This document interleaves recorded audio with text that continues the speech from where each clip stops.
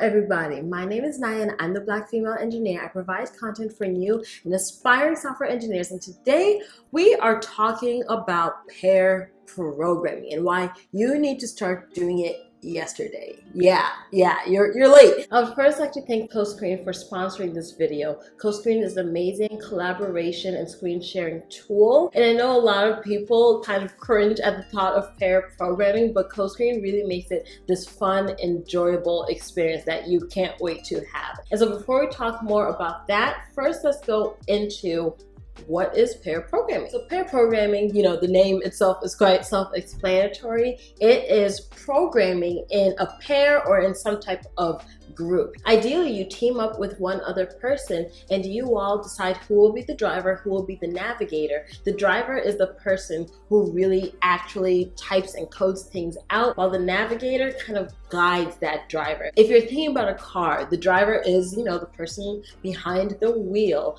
But the navigator is the person with the map, making sure we're going the right place and we're not missing anything. I didn't miss that turn over there. That's really the dynamics of pair programming. If you're less skilled, I always recommend kind of counterintuitively to be the driver, to be the person coding, because that way, let's say you are practicing JavaScript for the first time and you are kind of still iffy on if statements, and so you want to have that practice actually coding things out, and that way the navigator can be the person guiding you, and if they're the person more skilled, then their skill sets are heightened by having to now explain things to you. And so I feel doing it this way honestly gives you the best results for both people, because think about it. If you are the person more skilled and you're the driver, now the second person kind of is just sitting there because the driver knows all there is to know. Well, quote unquote, there really is never all there is to know. But anyway, so the driver knows all this much and they're coding things out, totally forgetting that you're even in the passenger seat trying to make sure that they're going the right way, but they're going 90 miles an hour on the highway, so you can't even figure out on the map where you're supposed to be. And so I feel like doing it the opposite way, having the person less skilled or less comfortable with what you're currently working on being the driver, really just benefits everybody all around. And there are just so many benefits when it comes to pair programming. One, knowledge sharing. I've talked about pair programming a bit in the past, saying how it's a great way to figure out different solutions, even for problems and concepts that you think you have down. Now you see a different way you could have coded out this if statement. You see that you can actually use a ternary operator. Like, what? I didn't know this was a thing. Well, now because you pair programmed, this person said, oh, actually, we can just use this with a one-liner ternary. And it's like, oh, wow, I learned something new. It's also great for getting through roadblocks much quicker, because now you have two eyes on one project, even if the other person doesn't even know how to solve a certain problem. Just by having these two heads, two sets of eyes looking at something and working something out together, oh my goodness, it can speed up the development process like crazy. And another reason to really take pair programming seriously, and I'm speaking to y'all who are trying to get into this field, or are self-teaching, or are going through coding bootcamp, y'all, you will be pair programming on the job. Yes, take it from me. I just started my job about a month ago and I have already had multiple pair programming sessions. And so it is so important to already feel comfortable with the act itself. When I used it in my job, it was for a different developer guiding me through this project I was put on, because it's so hard when I'm grateful. I'm very grateful to be in this field and to be where I am. But y'all, it is difficult entering a new team and you are now on projects that have been there long before you even were a thought. And so now you have to figure out, okay, what is this code doing? What are the functions being used? What is the standard of coding? It's a lot. Rather than going through coding bootcamp or self-teaching, you kind of are building these projects from ground zero. You know what I mean? You're building these apps, building these projects from ground zero. And so you are there throughout the entire process.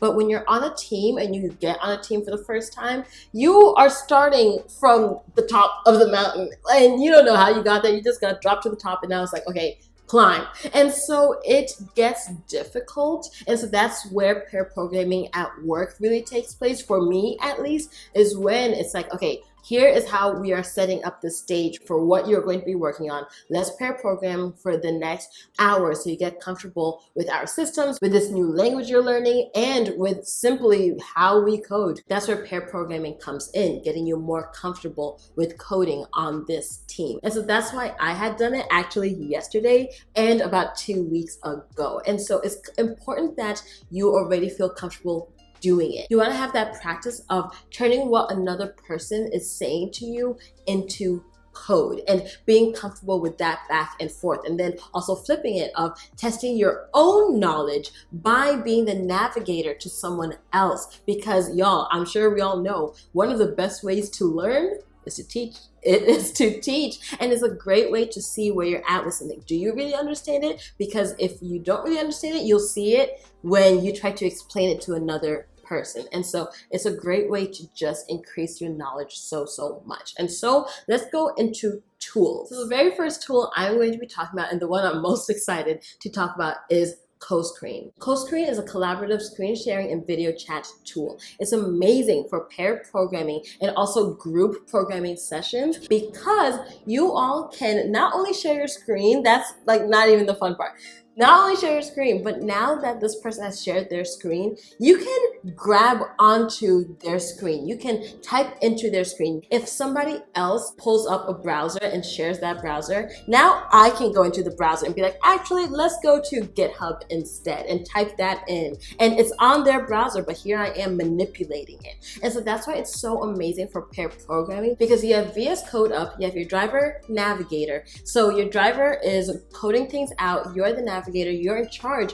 of scoping out the scene, making sure all's good. Are there typos? Are there broken statements? And if you spot those, let's say you spot a typo, like nothing crazy that you really need to alert your driver about. So you just go in and fix the typo for them seamlessly. They may not even see it. They may not even realize you did it. And what's amazing is your system does not feel slow at all while it's running. You don't feel any type of lag, and everything is still crystal clear and sharp. And there's no difference. It's as if they're there with you, coding this problem out, helping you learn and develop your skill sets. And honestly, it's just a very fun tool to use. I've used it and I love it. Now I kind of just find any excuse to use it. Like, okay, well, I'm about to watch Netflix. Does someone want to hop on CoScreen with me? And like now I just use it for everything. It's just so fun, and it takes that angst away from video calls and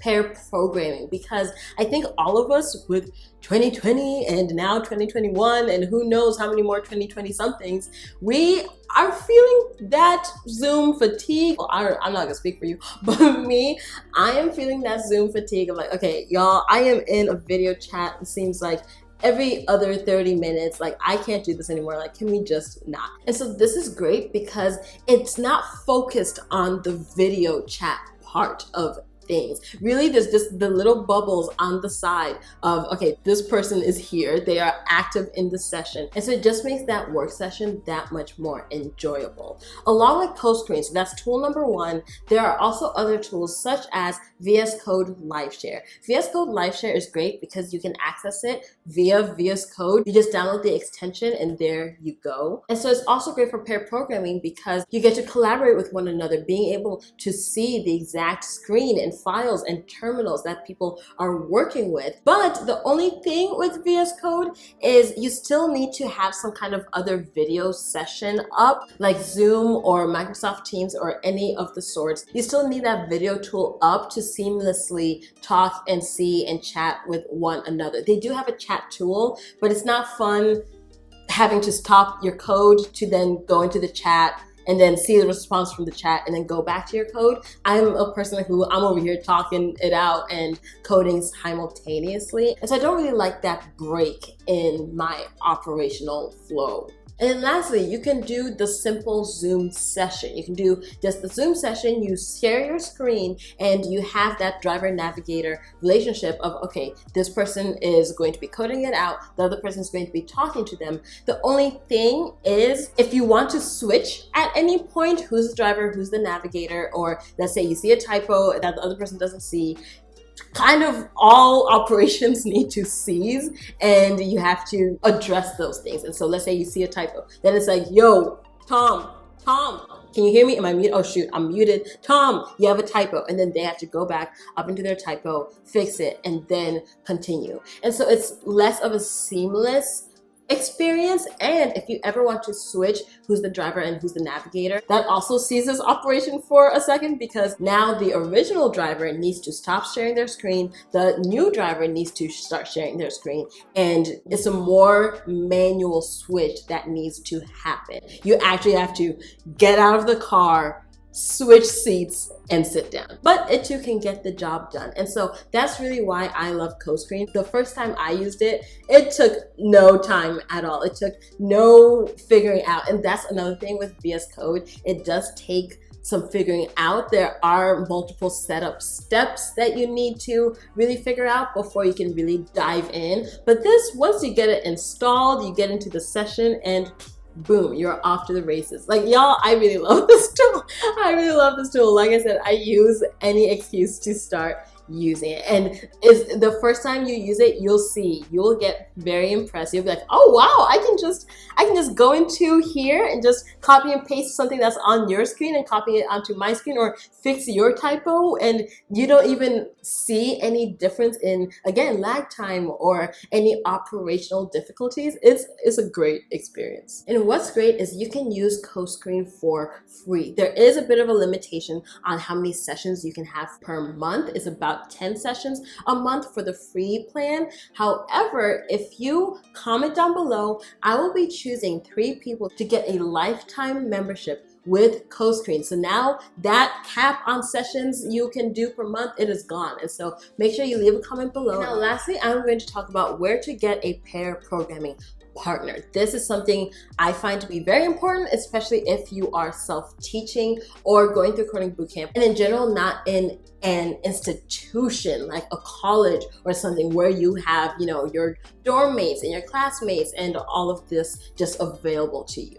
If you are going through coding bootcamp, you are actually in a pretty good place. I do highly recommend just hitting up the chat and saying, yo, who has 1 hour? I would love to pair program. This is something that I did. I went to Flatiron School, for anyone who doesn't know, but I went to Flatiron School last year, and I would do this, and other people would do this too, of, okay, who wants to pair program for the next 30 minutes? I am working on this project. I'd love to pair program. Now, where it gets tricky is if you are self-teaching. If you are self-teaching, join some type of group, like a Facebook group, a Slack channel, a LinkedIn group. Join some type of group that's focused on programming, especially programming either as a beginner or self-teaching. And so join something that speaks to you and be active on those channels. Make relationships and say, hey, I would love to have a pair programming session with somebody. You don't need to have a whole project set up. You can even just do a LeetCode session with someone. Like, I'm going to be going over 5 problems on LeetCode. I would love to pair program with someone as we solve these problems together. So go past just using your IDE to problem solve, because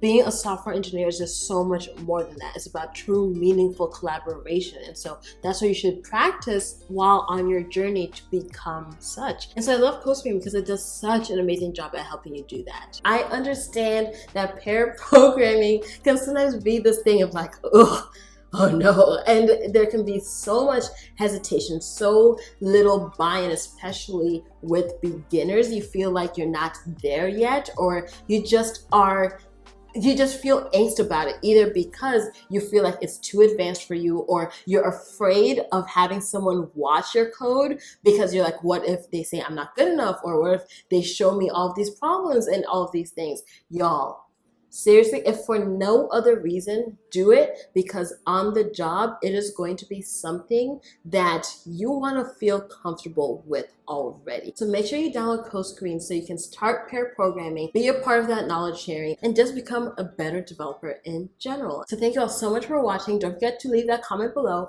and I'll talk to you later. Bye.